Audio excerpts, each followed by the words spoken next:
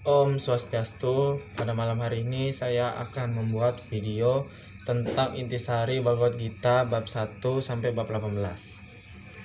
Intisari bab 1 adalah tentang peperangan besar antara para Pandawa dan para Kurawa di padang Kurukshetra, dan rasa kegelisahan Arjuna dalam peperangan ini karena ia harus bertempur melawan orang-orang yang sangat ia kenali seperti para pamannya, saudara-saudaranya, para leluhur-leluhurnya, dan kerabatnya. Intisari bab 2 adalah tentang kegelisahan yang mendalam buat Arjuna karena ia harus bertempur dengan paman dan gurunya sendiri. Hal ini yang membuat Arjuna tertekan dan dalam rasa bersalah karena ia tidak sanggup untuk membunuh paman dan gurunya. Intisari bab 3 adalah tentang penjelasan Bhagawan Krishna ke Arjuna tentang kewajiban seorang pendekar yang harus melaksanakan kewajibannya dan tidak boleh melanggar kewajiban seorang pendekar. Oleh karena itu Arjuna harus tetap bertempur walau harus membunuh orang yang sangat ia kenali. Nah, sekarang intisari bab 4 adalah tentang hakikat karma atau perbuatan. Contohnya adalah seseorang yang berkarya tanpa keinginan duniawi telah tersucikan seluruh karma, seluruh perbuatannya oleh api kebijaksanaan sejati. Intisari bab 5 adalah tentang samyasas atau pelepasan diri. Seseorang yang melaksanakan semua kegiatannya dengan penuh ikhlas dan tanpa pamrih, maka ia tidak akan tersentuh oleh dosa kekilafan, dan sebaliknya seseorang yang melaksanakan kegiatannya dengan mengharapkan imbalan akan selalu tersentuh dengan tugas dan kewajibannya di dunia.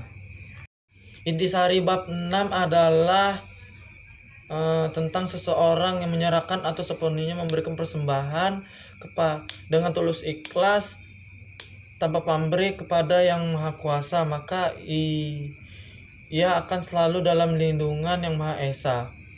Intisari bab 7 adalah tentang jenana atau pengetahuan sejati. Ketika seseorang bijaksana mengetahui segala sesuatu adalah pertujuanku, kemudian ia memujaku, maka ia telah mencapai ujung siklus kelahiran dan kematiannya. Intisari bab 8 adalah tentang ketika seseorang tiba di ajalnya, maka ia akan meninggalkan badan dan seluruh kesadarannya terpusatkan kepada Yang Maha Kuasa, maka ia akan mencapainya tanpa ragu seperti halnya dengan Arjuna. Maka ia harus pusatkan kesadarannya kepada Yang Maha Kuasa dan hadapilah peperangan ini. Intisari bab 9 adalah mereka yang melakukan persembahan penuh kasih, penuh devosi seorang penebah, entah persembahannya itu cuma selai daun, sekuntum bunga, buah, ataupun cuma sekedar air putih saja, maka diterima dengan penuh kasih juga oleh Yang Maha Kuasa. Intisari bab 10 adalah Tuhan itu berwujud banyak. Ia adalah awal dan akhir di alam semesta. Ia menjaga kedamaian dan keseimbangan alam semesta. Oleh sebab itu kita yang manusia yang merupakan ciptaan Tuhan Yang Maha Kuasa yang paling sempurna selalu memberikan persembahan yang tulus, ikhlas, tanpa mengharapkan imbalan, dan maka percayalah kita akan selalu dalam lindungannya. Intisari bab 11 adalah Sri Bhagawan Krishna memperlihatkan wujudnya kepada Arjuna. Arjuna pun menundukkan kepala dan dengan penuh hormat sambil menangkupkan kedua tangannya ke depan dada. Setelah itu Arjuna bangkit dan melanjutkan peperangan dan melaksanakan kewajibannya sebagai pendekar. Intisari bab 12 adalah ia menerima kebijakan atau kewajiban luhur yang ku sampaikan padanya, melaksanakan kewajiban untukku, teguh dalam devosinya padaku, dan menganggap diriku sebagai tujuan tertinggi dalam hidupnya, maka ia yang semasuk kusayangi. Intisari bab 13 adalah setiap manusia memiliki satripu. Satripu adalah 6 sifat yang berada dalam tubuh manusia. Jika seseorang bisa mengendalikan 6 sifat itu dengan baik, maka ia tidak akan terjebak dalam perbuatan-perbuatan buruk dan selalu melakukan perbuatan baik kepada orang lain.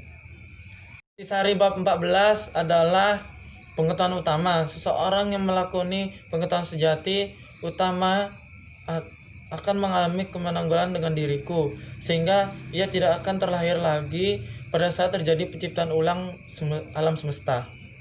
Intisari bab 15 adalah ketika seseorang mengetahui bahwa hakikat yang maha kuasa telah mengetahui segala apa yang perlu ia ketahui, maka ia akan dengan segenap kesadarannya akan senantiasa memujaku yang maha kuasa sebagai yang maha peliputi segalanya. Intisari bab 16 adalah jika mereka yang tidak bersifat mulia tidak dapat memilih antara tindakan mulia dan tepat, mereka pun tidak tahu kapan harus bertindak dan kapan tidak harus bertindak, tidak memiliki kesucian, kemuliaan, dan tidak ada kejujuran di dalam diri mereka.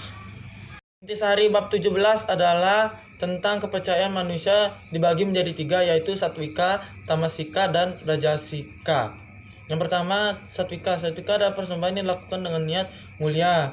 Yang kedua, rajasi, yaitu persembahan yang dilakukan bersifat pamer.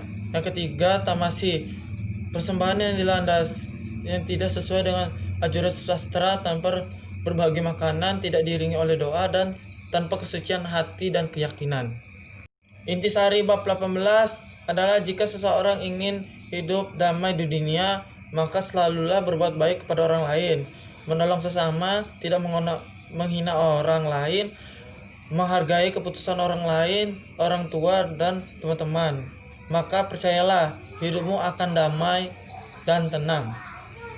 Di sini menurut saya sloka yang penting dan bisa mengubah kehidupan saya di sehari-hari, yaitu pada Bhagavad Gita bab 18 sloka 45 yang berbunyi Sweswe karma birataha samsidim labate naraha swakarma nirataha ha sidim yata widan tecat britu.